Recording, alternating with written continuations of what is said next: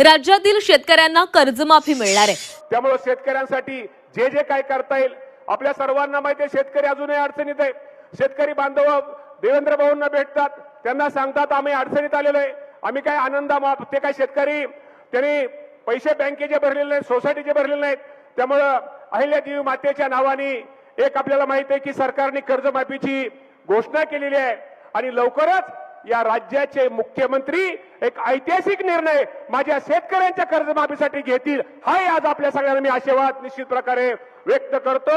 मी एवढंच आपल्या सगळ्या शेतकरी बांधवांना सांगतो, खरं तर आज देवेंद्र फडणवीस साहेबांना सांगा हरकत नाही की ही जी कल्पना, ही जी संकल्पना ज्यांनी मांडली ते या राज्याचे दिवंगत उपमुख्यमंत्री अजितदादा पवार साहेब आज आपल्यामध्ये नाही आहेत, परंतु एक शेतीशी एक नाळ असणारा नेता, एक शेतीशी बांधावर जाऊन स्वतः वाफ्यावरती धड्यावरती एक दारी धरणारा नेता, स्वतः दुधाची गायीची धार काढणारा नेता, स्वतः पोल्ट्रीमध्ये अंडी गोळा करणारा नेता, ऊस ज्यावेळेस तोडणीला जात होता त्यावेळेस ऊसाचे किंवा त्याच्या अगोदर कांडी मोजणारा नेता आज आपल्यामध्ये राहिलेला नाही, परंतु त्यांच्या आठवणी, एक त्यांचा आदर्श, त्यांची शिकवण घेऊन निश्चित प्रकारे आमचा कृषी विभाग एक या आपल्या भागामध्ये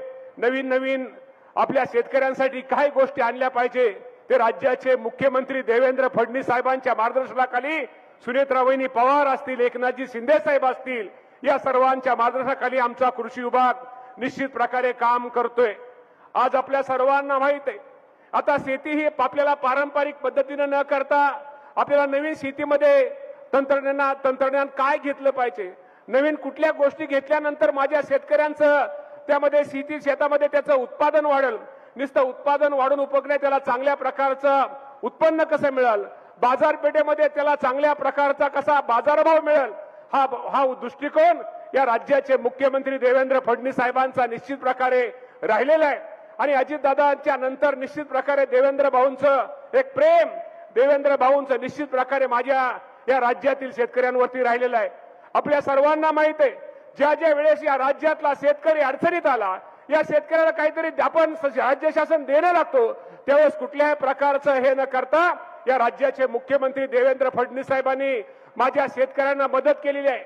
आपल्या सर्वांना माहित आहे राज्याच्या योजना असतील, केंद्र सरकारच्या योजना असतील, त्या प्रत्येक योजनेचा लाभ माझ्या ह्या शेतकऱ्यांच्या घरोघरी पोहोचला पाहिजे, शेतकऱ्यांच्या दारोदारी पोहोचला पाहिजे, माझ्या शेतकऱ्यांच्या शेतामध्ये पोहोचला पाहिजे, माझा शेतकरी सुखी समाधानी झाला पाहिजे, ही या राज्याच्या मुख्यमंत्र्यांची ही नेहमीच त्यांची भूमिका राहिलेली आहे।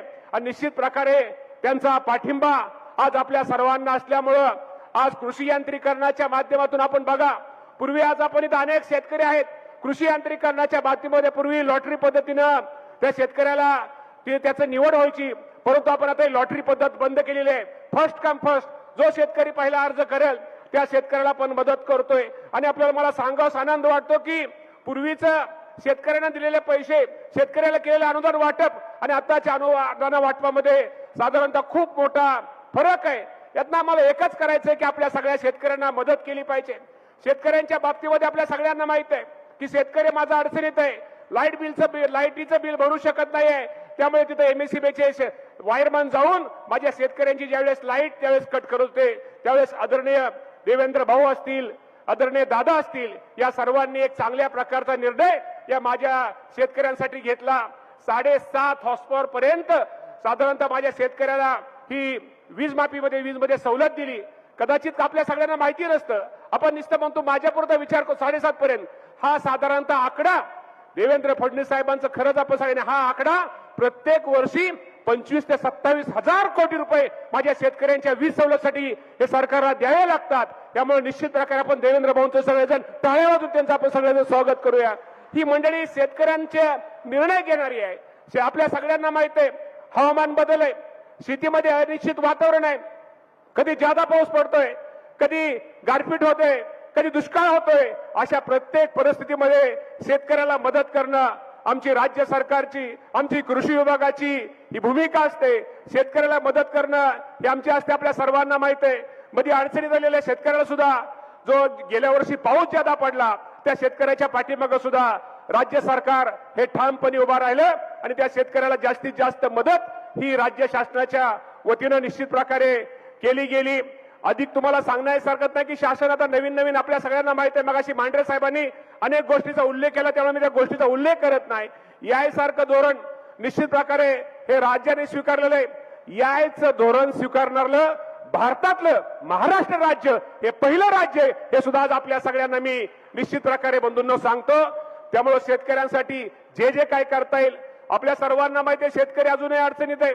शेतकरी बांधव देवेंद्र भाऊंना भेटतात त्यांना सांगतात आम्ही अडचणीत आलेलो आहे. आम्ही काय आनंदा ते काय शेतकरी त्यांनी पैसे बँकेचे भरलेले नाहीत सोसायटीचे भरलेले नाहीत. त्यामुळं अहिल्यादेवी मातेच्या नावाने एक आपल्याला माहिती आहे की सरकारने कर्जमाफीची घोषणा केलेली आहे आणि लवकरच या राज्याचे मुख्यमंत्री एक ऐतिहासिक निर्णय माझ्या शेतकऱ्यांच्या कर्जमाफीसाठी घेतील हाही आज आपल्या सगळ्यांना मी आशीर्वाद निश्चित प्रकारे व्यक्त करतो.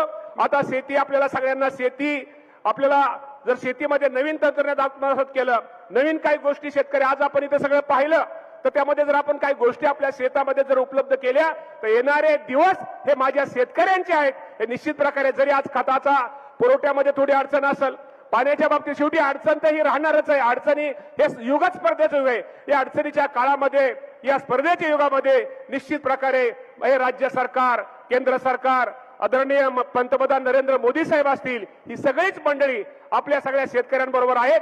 तर भविष्यामध्ये निश्चित प्रकारे या राज्यात आपल्याला माहिती आहे की देवेंद्र फडणवीस साहेब हे निश्चित प्रकारे आज मी पाहत होतो ते फिरताना बघताना त्यांनी इतकं बारीक त्यांचं लक्ष होतं की जेणेकरून बारीक गोष्टीमध्ये जे प्रकल्प सादर केले होते त्या प्रकल्पामध्ये ते चौकशी करत होते त्यांना शब्बासकी देत होते त्यातनं त्यांना त्यांचा एक आत्मविश्वास वाढत होते. यातच खरं या राज्याच्या मुख्यमंत्र्यांचं जेवढं कौतुक करावं तेवढं थोडे. पण निश्चित प्रकारे मी तुम्हाला एवढंच सांगतो की आज निश्चित प्रकारे आजच्या कार्यक्रमाच्या निमित्तानं कृषीचा कार्यक्रम म्हणल्यानंतर अजितदादांची आठवण निश्चित प्रकारे आपल्या सर्वांना येते आणि मी कलेक्टर साहेबांचं पण यासाठी आभार मानतो की डुडी साहेबांनी सुद्धा हा कार्यक्रम यशस्वी करण्यासाठी स्वतः त्यांनी सुद्धा खूप काही प्रयत्न केले.